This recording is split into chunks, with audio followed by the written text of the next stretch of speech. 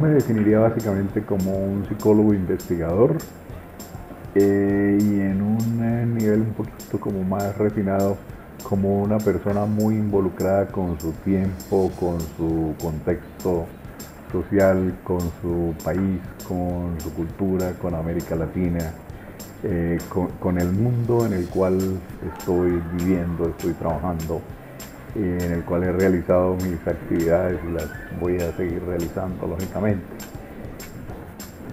Yo nací en un pueblo de Santander que se llama San Vicente de Chucurí. Luego, por razones de trabajo de mi padre, nos movimos a Pereira cuando yo tenía 6 años y ahí crecí y estudié bachillerato, primaria y bachillerato, y luego vine a la Universidad Nacional a estudiar psicología, la Universidad Nacional. En la Universidad Nacional en ese momento era la única facultad de psicología que había en el país. Ahora hay ciento y pico de facultades de psicología, pero en ese momento era la única que había en el país. Después de graduarme, estuve en un viaje de mochilero en Europa y en Medio Oriente, que fue un año más interesante de mi vida. Y luego me pasé a Estados Unidos. Yo ya tenía pues todos los becas y todas las admisiones y todas esas cosas formales antes de irme al viaje, y allá hice el máster y el doctorado en psicología experimental. Después de eso, pues obviamente eso fue un trayecto largo de la vida. Después de eso regresé a la Nacional, me vinculé a la Facultad de Psicología de la Nacional y ahí fue el comienzo. Y después hubo muchas más cosas, pero esa es la primera etapa. Pero doctor, durante ese transcurso en su bachillerato, usted ya era escritor. Cuéntanos un poquito cómo fue esa trayectoria, esos libros que escribió, ese libro prohibido que nunca ha publicado. Cuéntanos un poquito de eso. Oiga, pero usted está muy bien informado. Estoy bien dateado. Bueno, a mí siempre me gustó escribir, que eso es una cuestión que uno no sabe de dónde sale, porque mi familia no era una familia intelectual ni nada de eso. Mi padre era un hombre muy inteligente, mi madre era maestra de escuela, mi padre era simplemente comerciante, pero un hombre muy inteligente, y en mi casa pues sí, se hablaba de libros y todo, pero no era que fuera una familia intelectual, así que se manejaran, digamos, conceptos muy complicados ni nada, ¿no? Obviamente que no, pues estamos hablando de mitad del siglo XX también, y en una ciudad como Pereira que tenía como 100.000 habitantes en esa época, o sea que no era un contexto universitario ni cosa parecida. Sí, yo leí básicamente a Julio Verne, que me interesó muchísimo. En buena parte mi interés por la ciencia probablemente tiene mucho que ver con las lecturas de Julio Verne. Leí a Bertrand Russell un poquito más adelante, leí a Darwin. Darwin influyó cantidades en mi vida. Y un escritor austríaco que no es tan conocido, que se llama Stefan Zweig. Bueno, sí es conocido, pero pues no tanto como se merece. Y yo empecé a escribir, primero escribí poesías, obviamente de amor y todas esas historias, que es lo que corresponde. Y lo que corresponde. Y escribí novelas, varias novelas. Yo publiqué una novela cuando tenía 19 años que se llama Nefertiti, Reina de Egipto. Inclusive funcionó más o menos bien a nivel literario, que era sobre la revolución social de Akenatón en Egipto, y que fue después traducida al ruso y todo. O sea, el libro tuvo relativo éxito, pero es que a mí ser literato realmente nunca me interesó. Me interesó más fue ser como ensayista.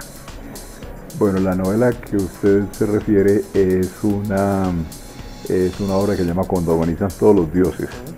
Ese fue mi segunda novela importante. Pues importante relativamente, porque ninguna fue importante, pero relativamente, digamos, ninguna fue importante. Bueno, esa ganó un premio en la editorial Seis Barral, y era sobre la relación entre religión y ciencia, tema muy escabroso, y ese libro nunca lo publiqué porque no quería que mi madre supiera lo que yo pensaba de esos temas. Doctor, yo le quiero hacer una pregunta. usted tiene una imagen donde define a la ciencia con la psicología. ¿Usted nos podría explicar cuál es esa relación que tiene la psicología con la ciencia? La psicología es una ciencia porque sigue los cánones del método científico, la metodología científica, bueno, todos los detalles de recolección de datos, contrastación empírica, replicación, basada en la evidencia, todo ese tipo de cosas. La psicología como ciencia, como disciplina científica, comienza en 1879 con el Laboratorio de Psicología Experimental de Wundt en Alemania, Leipzig. Antes de esa época había esfuerzos para hacer que la psicología entrara al campo de las ciencias naturales. Realmente en ese momento solo se hablaba de ciencias sin categorizar natural y social en nada de eso. Entonces, antes había pues en todos los pensadores, en Herbart, en Hume, en un montón más, había Helmholtz, etc. Había esfuerzos serios por convertir la psicología en ciencia. Pero Wundt fue un investigador alemán que creó un laboratorio de psicología experimental, fue el primero de la historia, y allá lo importante también es que él tuvo estudiantes de muchas partes del mundo, de muchísimas partes del mundo, de Estados Unidos, de Suecia, Rusia, hubo 2 latinoamericanos, 2 mexicanos, y de muchísimas partes más, que ellos llegaron a estudiar con Wundt en Leipzig y luego regresaron a sus países, digamos a Noruega, a Rusia, a Estados Unidos, y formaron laboratorios de psicología experimental siguiendo el modelo del laboratorio de Wundt en Leipzig. Entonces la psicología formalmente como ciencia empieza en 1879. ¿Cómo decidió estudiar psicología al llegar a la universidad? Pues mire, yo siempre decidí ser psicólogo. O sea, había decidido ser escritor, pero no considero que fueran como tan incompatibles, aunque son cosas bien distintas. Yo decidí ser psicólogo, a mí siempre me interesaron, pero me interesó mucho la conducta animal, me interesó la evolución. Yo considero que Darwin fue una de las influencias más importantes de mi vida. Yo siempre he pensado que los grandes problemas del conocimiento, y eso es lo que he dicho muchas veces desde Aristóteles hasta hoy, son la mente y la materia.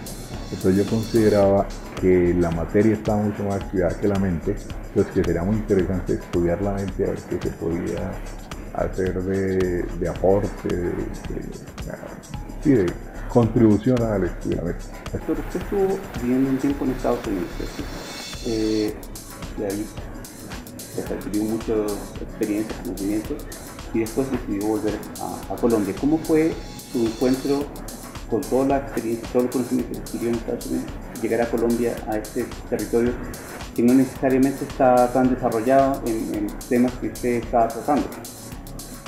Sí, pues sí fue un poquito de impacto, mucho de impacto. Yo llegué y a los 2 meses fui nombrado director de Psicología de la Nacional. Después, en medio de todas esas luchas, a mí me invitaron a la Universidad de los Andes a crear la carrera de psicólogo. Ahí la persona líder en esa iniciativa fue Eduardo Aldana. Eduardo Aldana fue uno de los sabios de la misión de sabios, una persona a quien yo sigo viendo. Él era vicerrector de los Andes cuando me llevó a mí allá. Yo nunca había pensado salir de la Nacional, sino quedarme ahí. Les voy a decir como la cosa estaba tan enredada, y era pura la época de comienzos del 70, con todos esos enredos de política y de guerrillas y de mil cosas más. Pues yo me fui a los Andes, estuve allá 5 años, luego estuve en Santo Tomás dando un posgrado, y luego regresé a la Nacional de allí. Durante esa visión, durante todos esos años, ¿cómo ve la ciencia colombiana? Mire, yo creo que he sido básicamente testigo de las cosas que han pasado en la ciencia colombiana. Yo, por ejemplo, he sido miembro de ACAC pues casi desde el comienzo, desde la Junta Directiva, todavía estoy. Ha sido desde el comienzo.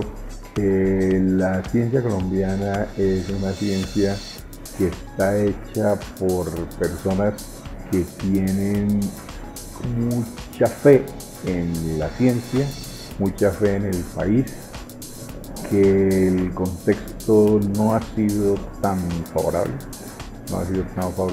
Nosotros tenemos una de las comunidades científicas más pequeñas de América Latina, en este momento de las más pequeñas de América Latina y de las más comprometidas con el trabajo. O sea, los científicos colombianos hacen su trabajo con las uñas y lo hacen supremamente bien.